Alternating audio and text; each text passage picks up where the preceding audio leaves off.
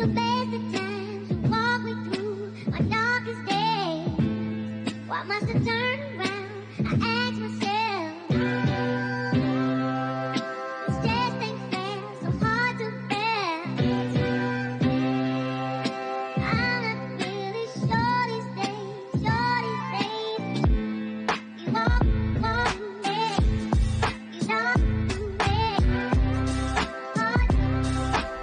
Matzawa, Kikwot sa Fosarash Week on show Fosarash Week Gaeilge Weekly. Agron ever an lícha chathair Tasulam, Goil Shiv Galar Gomá Tasulam, Province of Tatniv, agus Spree, agus Sult, agus Tarva, as Ger Shatana na Cháisc, agus Seachtain na Cháisc, Mas rud é Grau Shiv Kilor no Fugus an Ger Shatana Fada, agus is Tócha, Goil an Ger Shatana Fada Fósar Siúil agus mis ag tafadú, and Madsen Jaloon and Yovi Mumwe Shuloj Biog agus Suimegzi,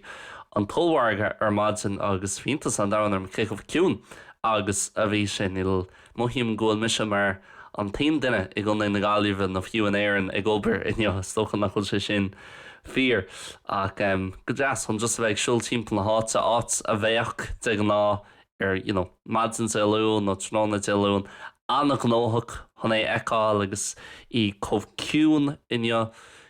go deas agus an aimsir go má an seo fós an éireann nar raibh sibh sé géisteach le seo seans má go mbeidh mé rais is civil arish chance ma go mai me fiú san air mátá sibh sé géisteach le seo díreach agus a hagann sé amach an Gaeilge ach gur tanam bhaint as an cúpla lá dearnach atá an seo in éireann I gcónaí na gáilíomh marscanach ag teachtarás fra seachtainna nó 10 lá I mí Aibran agus an sin bar mar seaartar mí lúnasan nó mí bheán fóver arís fra cúpla lá nó fiú cúpla seachtain beidir feic mé níos déine sa bhlíonn bairm éilú as sa bhfuil stócha margheall go mín sé chomhte an sin ire an tairí. Ach dúireach roimh in radal a hosú, chunach mé ghfuil an pápa dúireach tar éis bás aáil ar nóinar a bheith sibh sé géisiúil le seo old news a bheith ann le sin agus céchomh tapaí agus atá an dain na leichen seo scribnam actually scale unrelated like groundver couple mío hin a géisteach le aglah le Christy Moore agus bhí sesin glár trí céchomh difriúil agus atá an dain anis ag gcomhpráid le nervhí sesin is tócha ag airí níos agus bhí sé glát faoi orháin Hula siad I Gildara no is Gildara no chud is Gildara so hula sé no hula duine éigen scéal ar aonas faoi crit talún sa sin agus tar siad well bhí sé dúirt tar éis fáil amach beidir gur sé seo rith na seascadí na seachtaidí bhí sé dúirt tar éis fáil amach faoin crit talún na uafásach seo a bhharí beidir 500 nó 1000 duine agus an sin thug siad faoi dear gur tharla sé 8 seachtain ó hin thug sé 8 seachtain hundul, don nuacht sin hundul on sin gehéireann go well beidir seachtain mar hampla go Lnáthleagan agus an sin seachtain eile ó Lnáthleagan go Kildara agus ar nóin le leitheanta seo tar líonn sé chomh tapaí sin ach bhí séisteach mar tháinig mé beidir ar madsan nó fiú a réir gur an pápa a mu sa square in é sa bhaiscin agus gur sé crutha lábha le daoine ceapam agus ag láirt le daoine agus fiú just ag tuairt cúpla waves an seo san siúd agus bhí sé sin híntaach margheall ar nói bhí cuma ar feadh tamil beidir mío hin sé seaachtain hin grá sé chun bás aáil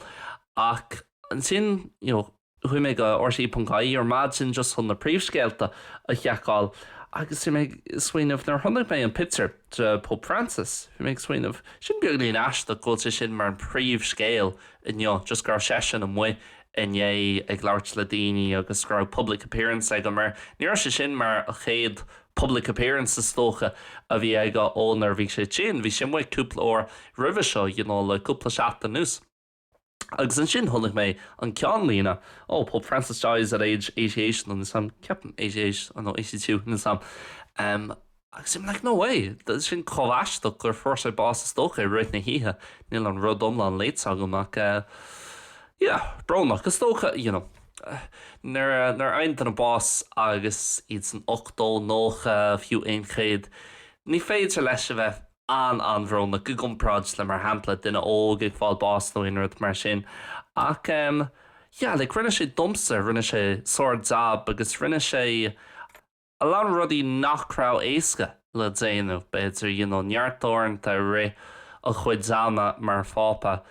Bhí sa gá ráig agus rinne sé an rud níos deacra le déanú ach an rud ará stócha níos cearta le déanana freisna an am ceanal the more correct thing to do. Agus méarla sin na gcónaí bhí lá meas agam Pope Francis agus tásúla an chéad pápa eile ní sam cinsa duine ó bhfuil siad chun peocú agus bhfuil siad chun ceapú stócha mar an céad pápa eile ach tásúla an duine sin baisin an leanúint leis an dabínta go Déanta ag Pope Francis agus ag leanúint is tócha ag bogú a leaglas sa dro ceart agus leis an dearcha ceart agus acceptance agus an rudí a chur Pope Francis chun cín is tócha acceptance agus is cuma cé thosa agus cinát grasú nó chatta Déanta de gcónaí ba spás dit agus i gcónaí ba i gcónaí ba leaglas an sin dit chun cara leat agus chun is tócha chun trócha a haspáins dit freisin chumá so bhí sé sin bhí sin bránach chun é sin a léomhar máte nach go gcónaí ar aon den an bás ag an ní sin a gcónaí ceapan go sé bhád níos fear céilóra a dhéanú ar an rudí iontacha atá Déanta aige nó eici nó acub in áit a bheith bránach faoi in scóil siad. Imíthe ach just dúirt méid gra mé chun é sin a lua ar mád a réú. So cut ar siúlag man seo in an honestly cuirt soach ná cuirt is tócha normal visit really an or seo ní aon rud crackalta neart san rudí na gná rudí bhí méid déanam nar bhfuil mé rás an seo in éan. Bhí mé mac ag ré síhan le ré an seo an éan just mé algamín sé comhciú an ar nóí bí mé ré an tá mar fad agus me sé civil freisin ag ré in aic leis an áhan nach go gcóna bín daine ann agus bín sé gnóthach agus orintanta bín sé sin go deas mar bíon atmosfér beag go tá sé ionach chun just dul ag ré ar na backroads an seo timppla na áta agus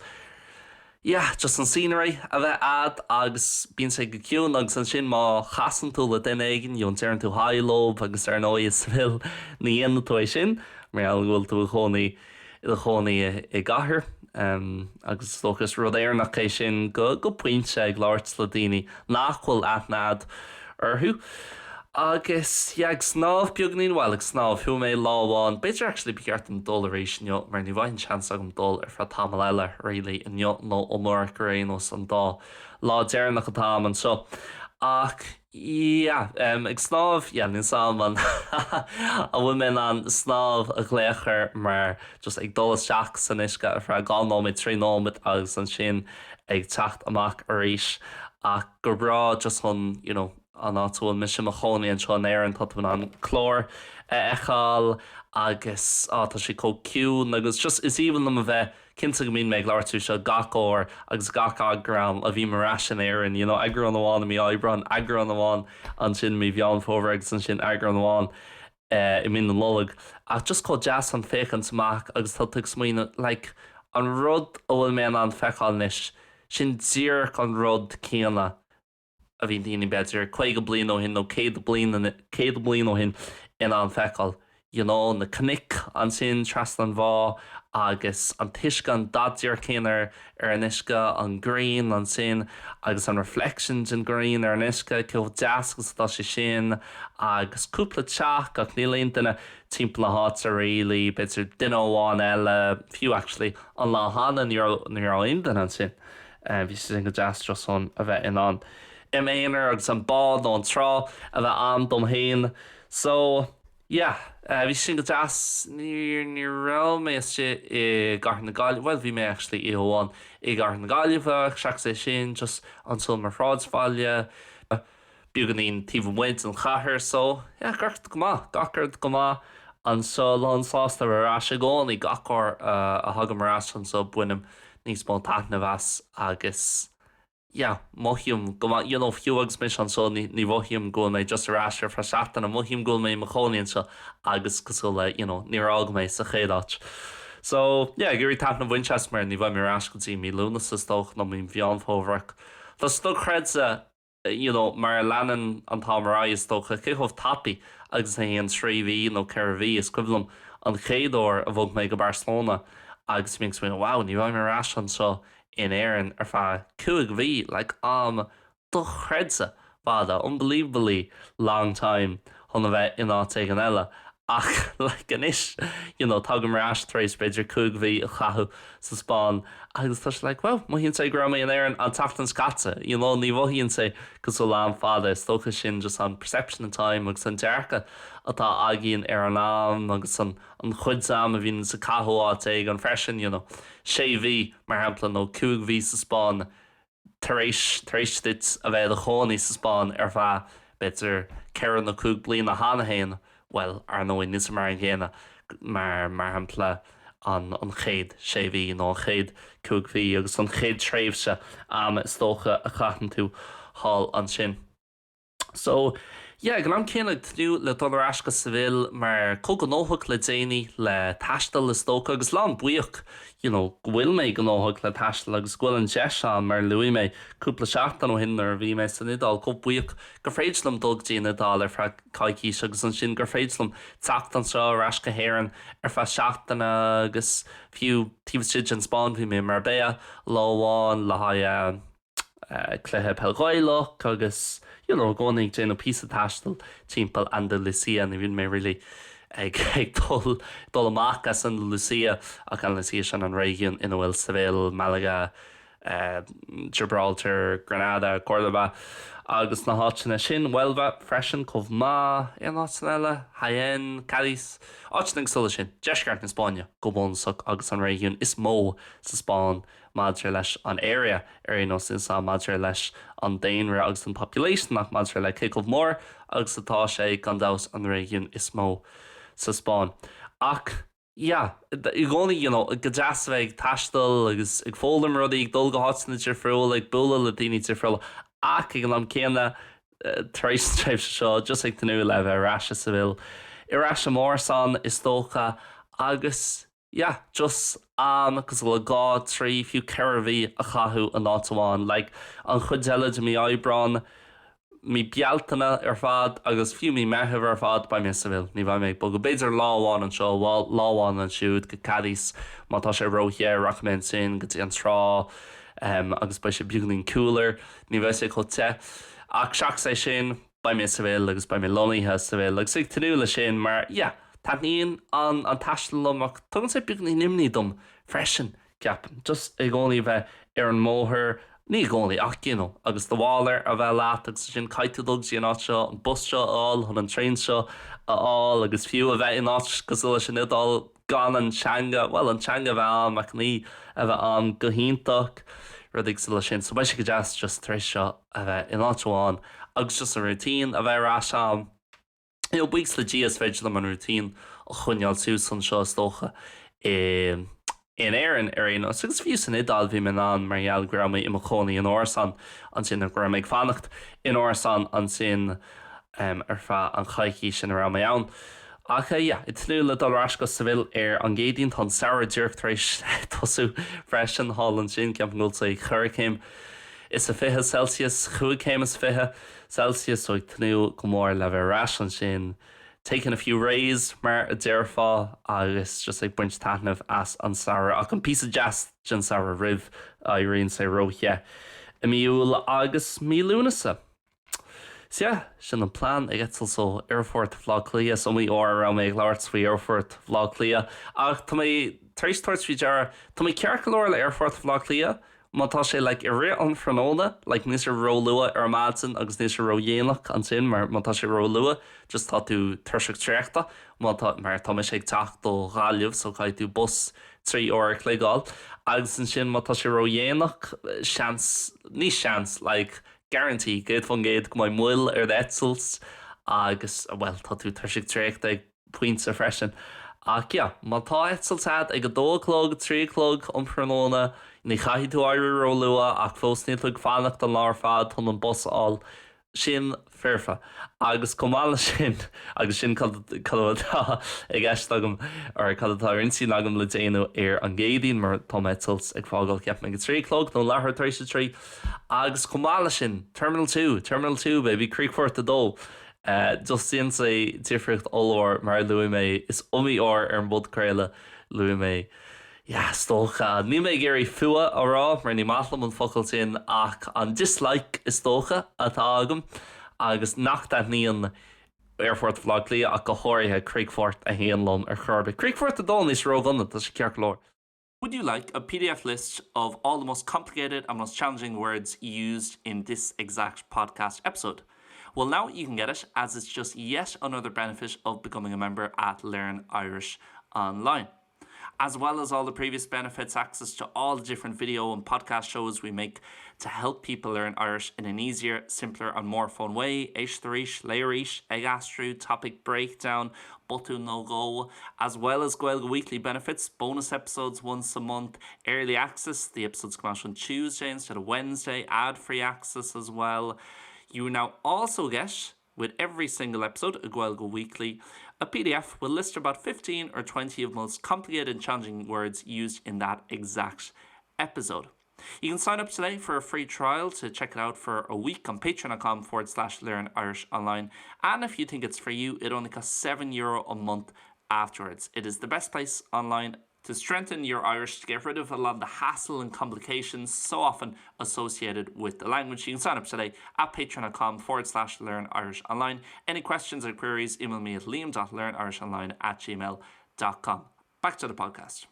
Honnig mé rud ag an TikTok ná ní mé honna seo i ghéanam, ní mé ag an buinte seo fós beidir sa taucí nuair tá mé ní sinna. An honnig mé in Airfort Vloglia, tá an dulgadtí an lounge agus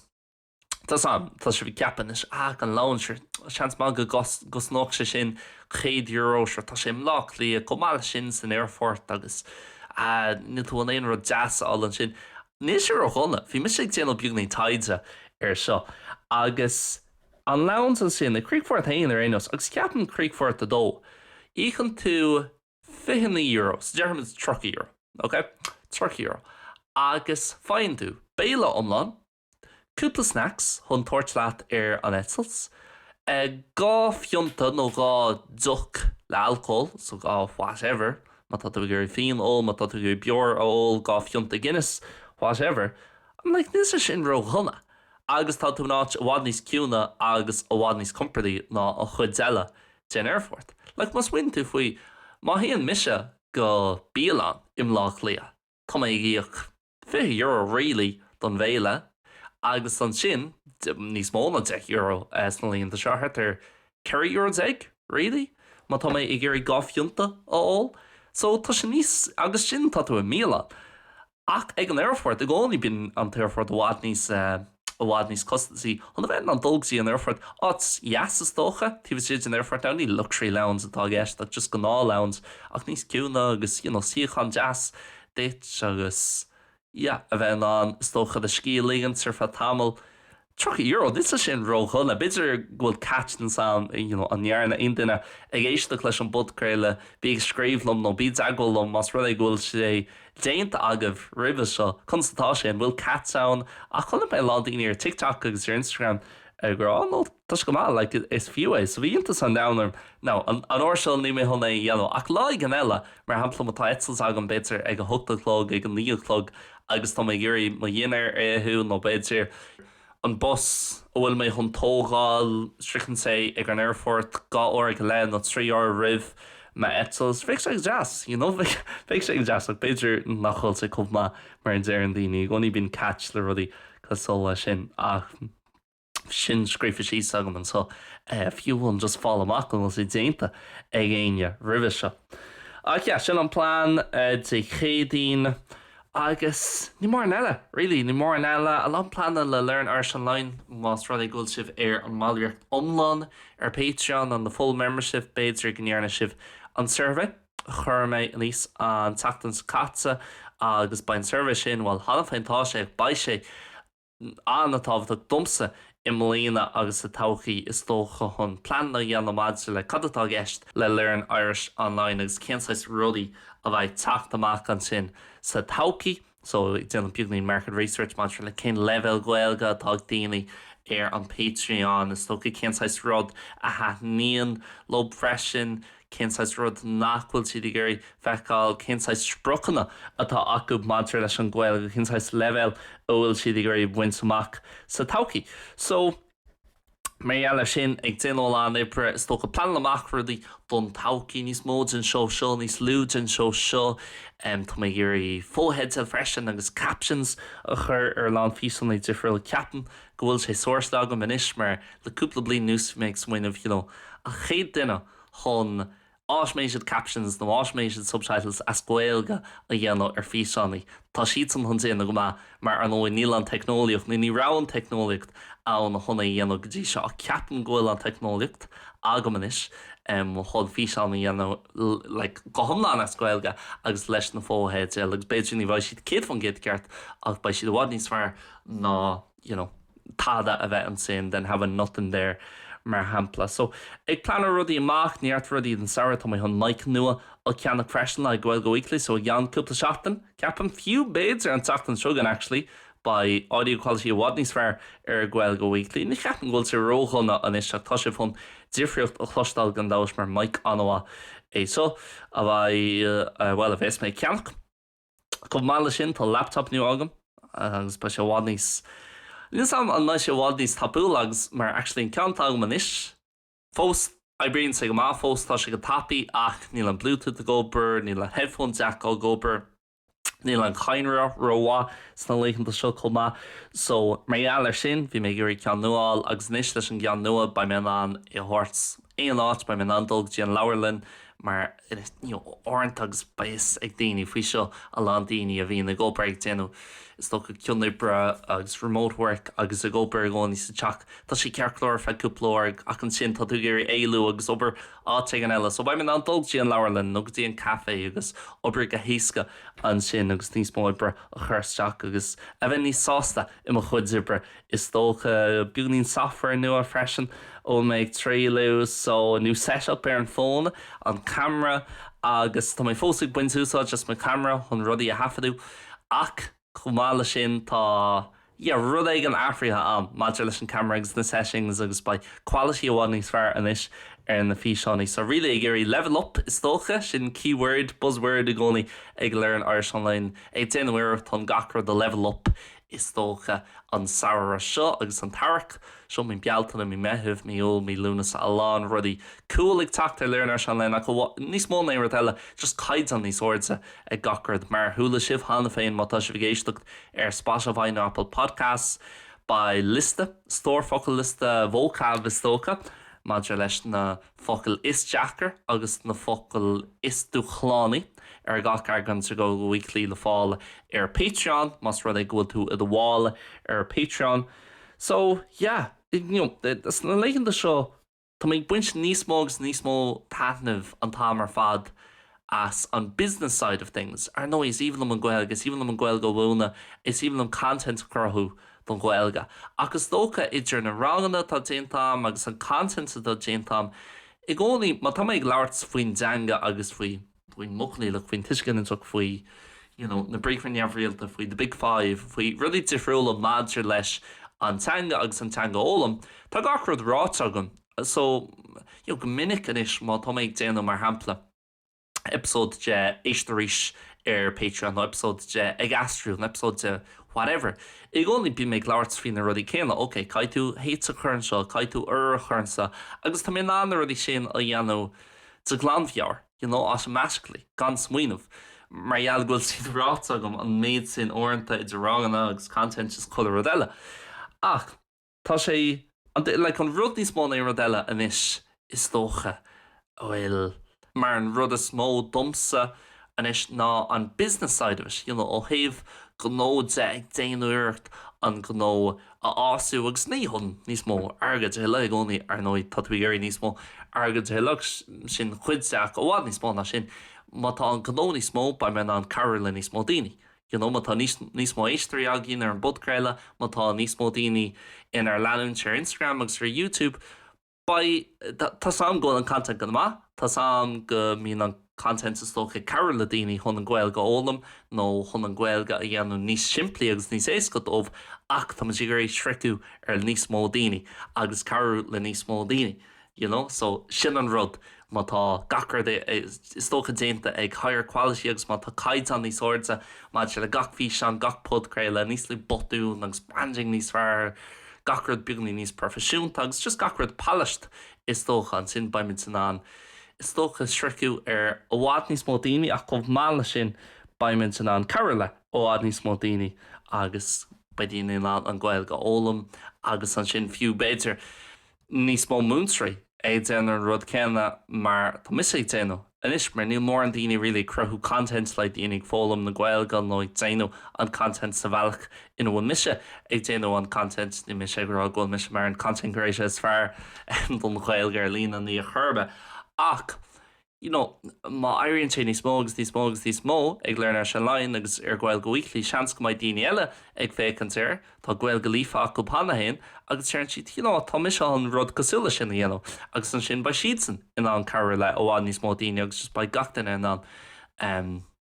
ní gachtainna ní bhaid gachtainna riomh an Gaeilge a láirt ach go mbeidh níos mó daoine in an Gaeilge láirt agus an Gaeilge hisins níos fearr nó fiú just a bheith beagnaí níos compardaí leis an Gaeilge nó tá sprocht friúil a chuileanna is tócha ach sin is tócha chu dá webach tá méid buint níos mó taithna bheits rudig sula sin branding agus na meán síalta agus advertising rudig sula sin nóir hatla mar churbe cúpla blian ó hin ach tá sé cool agus chuna bheith go thomláin an gceannas ar rud ag an freisin bhí méid láirt faoi seo cúpla mí ó hin ar an bod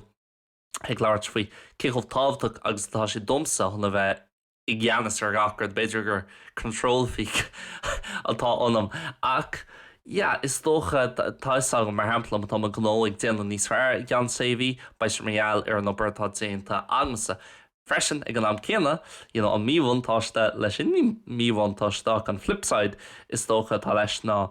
manhfuil sé ag déanana roá agus má tá méid stracailt le mar chunó freisin bais méall ar an obair nó na botún is tócha atá déanta amsa. So breathan sé, ach ag buint suirtaithna bheith sin agus ag plana rudí amach agus chun teacht marall nach chuil mór an daoine eile ag déanú is tócha content le daoine ag fólam na Gaeilge. Má tá smaoinmh agam nó fiú thuirnta cad a dhéanam ná téim ar Instagram agus just chuirmisteach learn German, learn Spanish, learn Italian agus bím ag féchann ar daoine eile agus múnsraí eile cad atá siad san ag déanú agus an sin seans má nach maiid sé déanta hana hain is saoil na Gaeilge agus sa spás seo le Irish learning. So sin rud le cúpla seachta nús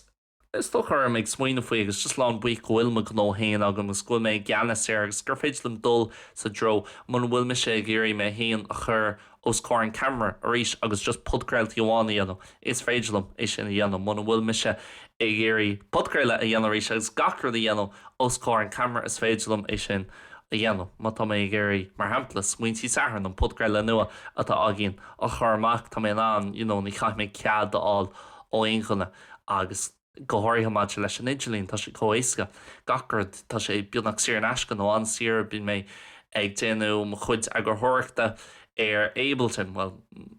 Ableton bhíorm is tócha íochas Ableton a cheanna cúpla bliain ó hin ach ní mór an agus Clipchamp tá sé siar an éasca agus Audacity siar an éasca OBS Studio agus na rudí ar friúil an mic seo fiú nar chostín sé ag €50 agus tá caiid an soach má so tá tám ghfuil mé is tócha ghfuil mé bio ag an am seo i glún ina bhfuiltúin an rud éigem a dhéanamh dit féin agus níl mór an sa starting costs i gceist leis i má thionscáil hain ar éos in my industry. So lán buícha sin ghfuil mé gceanasar mar fust agus ghfuil an spás agam agus an seans agam is tócha péirí dhéanamh leis an bost agus rudaí a bhógu in intro ina bhfuil weim. So sin é really don ceachtain seo gus gur mína mágaí mar is gannach as bheith géiste chun fear bhuichas be mar as sa bhfuil an teachtain seogan agus tá topic áirithe topic ar le peachá amach amsa don teachtain seogan so ba méid láirt beganín faoi sin. Ach míad buchas as bheith ag taú le Gaeilge Weekly agus le learnirishonline mar scanach bam deráis an teachtain seogan ar an géadaí na cathairlóg an na hhéireann míle buchas sláán agus band.